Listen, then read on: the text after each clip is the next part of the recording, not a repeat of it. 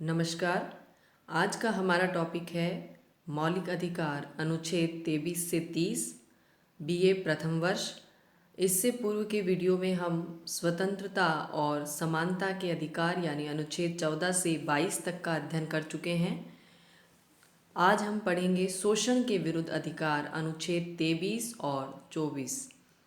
अनुच्छेद 23 के अनुसार किसी भी मनुष्य का दुर्व्यापार यानी मनुष्य का खरीद और बेचान और उसको किसी बेगार श्रम में नियोजित करना निषिद्ध होगा और इस प्रकार के सभी कार्य दंडनीय इस प्रकार के सभी कार्य अपराध होंगे और विधि के अनुसार दंडनीय होंगे।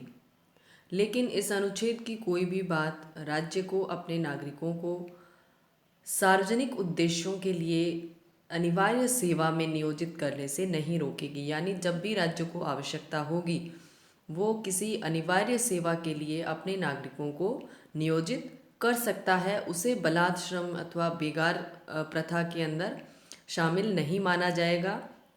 और राज्य जब भी ऐसी सेवा में लोगों का नियोजन करेगा वो धर्म, मूल वंश, जाति या वर्ग के आधार पर कोई भेदभाव नहीं करेगा। राज्य को जब आवश्यकता पड़ेगी अपने नागरिकों का नियोजन करते वक्त वह किसी प्रकार का भेदभाव नागरिकों में नहीं करेगा।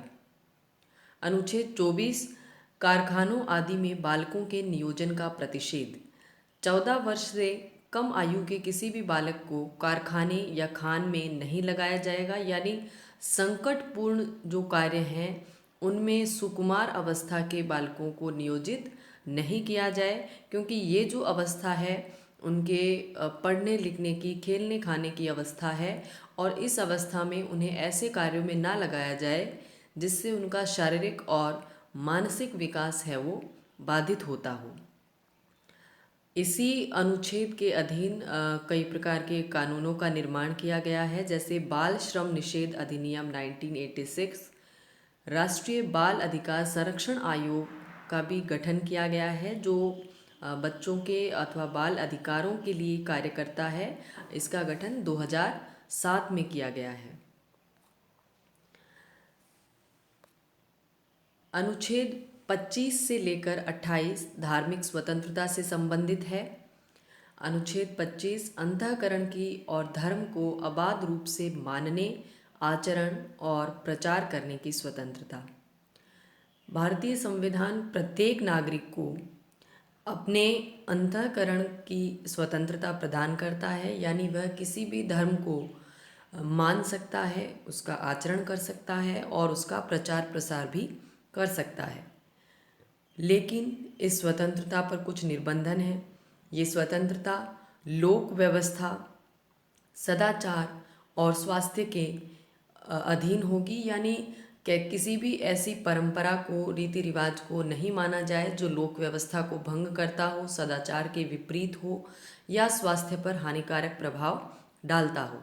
यानी इन सभी बिंदुओं को ध्यान में रखते हुए ही अंतःकरण की स्वतंत्रता है उसका पालन किया जाए।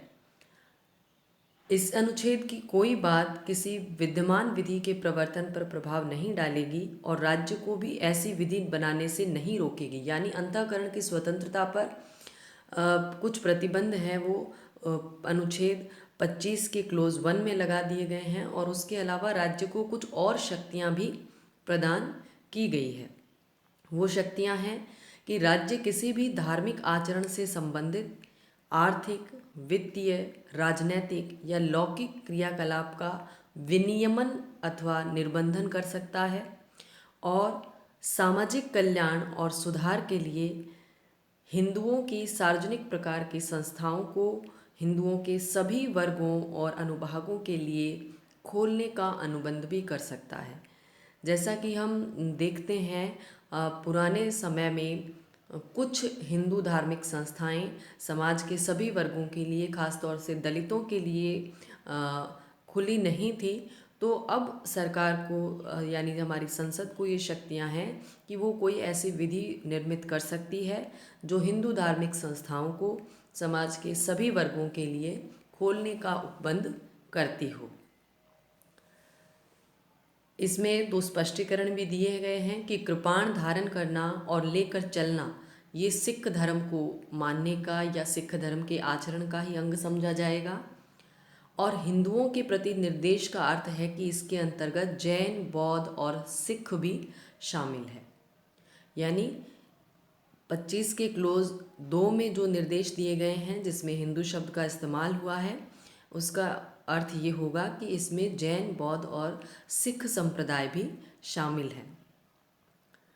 अनुच्छेद 26 धार्मिक कार्यों के प्रबंध की स्वतंत्रता सॉरी, इसमें भी वही प्रतिबंध है। लोक व्यवस्था, सदाचार और स्वास्थ्य, इनके अधीन रहते हुए किसी भी धार्मिक संप्रदाय को ये अधिकार होगा कि वो धार्मिक और चैरिटेबल उद्देश्यों के लिए संस्थाओं की स्थापना करे, उनका पोषण करे, अपने धर्म विषयक कार्यों का प्रबंधन करे, अपनी संस्थाओं के लिए जंगम और स्थावर यानी चल और अचल संपत्ति का अर्जन करे, उसका स्वामित्व धारण करे और ऐसी किसी भी संपत्ति का विधि के अनुसार प्रबंधन करे।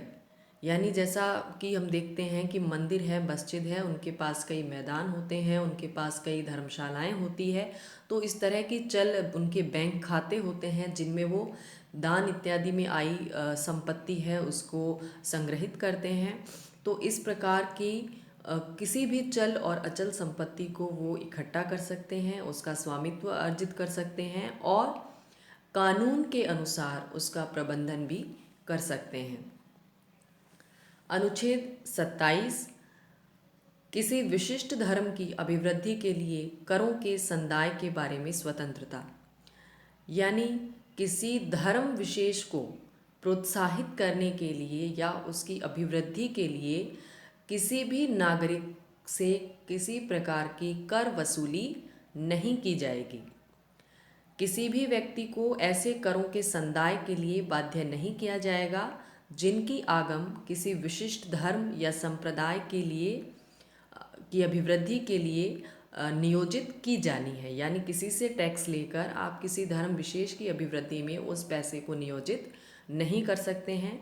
राज्य धर्म विशेष की अभिवृद्धि के लिए कर नहीं लगाएगा और सभी धर्मों को समान महत्व देते हुए धार्मिक कार्यों और उत्सवों के प्रबंधन हेतु सार्वजनिक धन का उपयोग कर सकता है।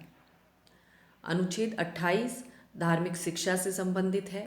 कुछ शिक्षण संस्थानों में धार्मिक शिक्षा या धार्मिक उपासना में उपस्थित होने के बारे में स्वतंत्रता, यानी राज्य की निधि से, चाहे वो पूर्णतः राज्य निधि से संचालित होता है, चाहे उसको गवर्नमेंट का एड मिलता है यानी भागतः राज्य विधि से पोषित है, ऐसी किसी भी संस्था में कोई धार्मिक शिक्षा नहीं दी जाएगी।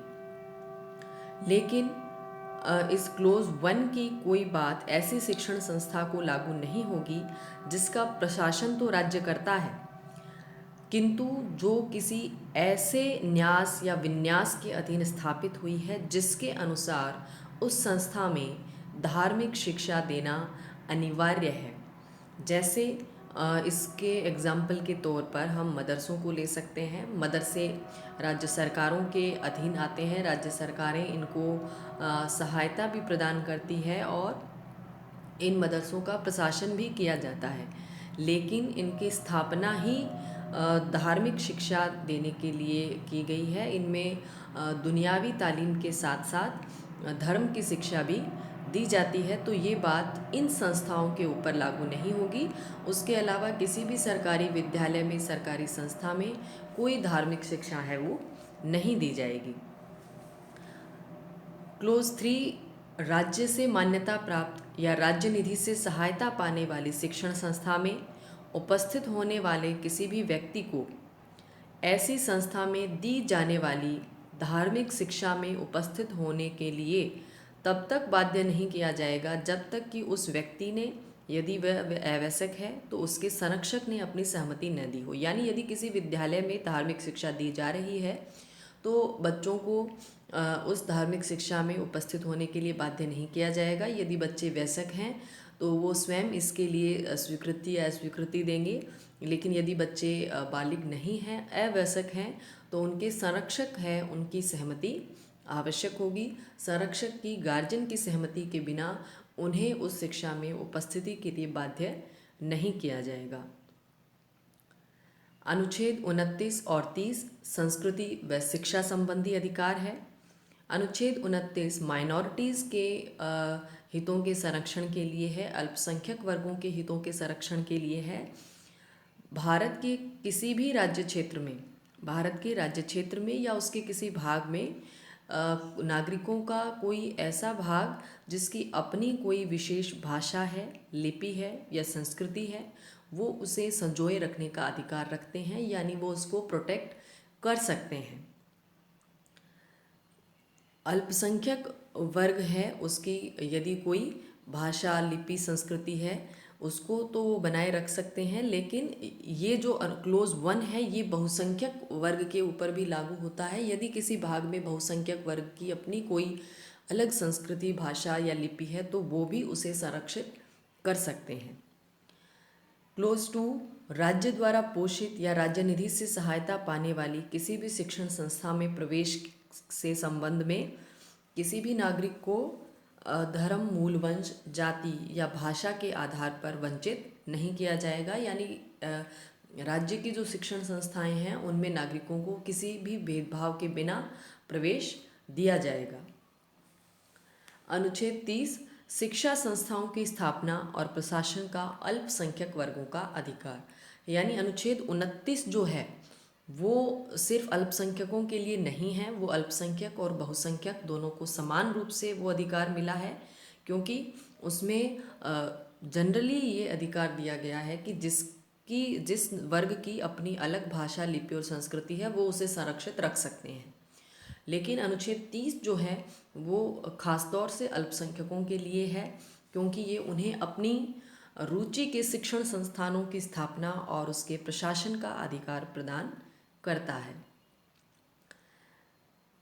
खंड 1 में निर्दिष्ट किसी अल्पसंख्यक वर्ग के द्वारा स्थापित और प्रशासित शिक्षा संस्था की संपत्ति के अनिवार्य अर्जन संबंधी प्रावधान बनाते समय राज्य ये सुनिश्चित करेगा कि ऐसी संपत्ति के अर्जन के लिए विधि द्वारा नियत या धारित रकम इतनी हो कि उस खंड के अधीन प्रत्याभूत अधिकार है वो निर्बंधित या निराकृत न हो जाए। यानी 30 के क्लोज 1 के अंदर उनको अपनी शिक्षण संस्थाएं स्थापित करने की अधिकारिता है वो दी गई है, और 1 का जो है उसमें ये कहा गया है कि यदि कभी आवश्यकता पड़ने पर राज्य इन अल्पसंख्यक शिक्षण संस्थाओं को एक्वायर कर लेता है या इनकी संपत्ति का अधिग्रहण कर लेता है। अधिग्रहण होता है यानी राज्य उनकी संपत्ति को अपने नियंत्रण में ले लेता है, अपने कब्जे में यदि उनकी संपत्ति को ले लेता है तो बदले में जो मुआवजे की रकम होगी वो इतनी होनी चाहिए, वो इतनी पर्याप्त होनी चाहिए कि ये जो संस्था स्थापित करने का उनका अधिकार है ये बाधित न हो जाए। यानी बदले में उस मुआवजे से वो अन्य किसी स्थान पर अपनी संस्था का सुचारू रूप से स्थापना करके उसका संचालन कर सकते हो। क्लोज 2 शिक्षा संस्थानों को सहायता देने में राज्य किसी शिक्षा संस्था के विरुद्ध इस आधार पर ये भेदभाव नहीं करेगा कि वो धर्म या भाषा पर आधारित अल्पसंख्यक वर्ग के प्रबंध में है। यानी राज्य जब भी शिक्षण संस्थाओं को सहायता देगा तो वो अल्पसंख्यक वर्ग के संरक्षण में है या वो बहुसंख्यक के स्वामित्व में है, इस आधार पर विभिन्न शिक्षा संस्थाओं में कोई भेदभाव नहीं करेगा। तो ये थे आर्टिकल 23 से लेकर 30 तक शोषण संबंधी अधिकार, धर्म और अंतःकरण की स्वतंत्रता और शिक्षा व संस्कृति संबंधी अधिकार। धन्यवाद।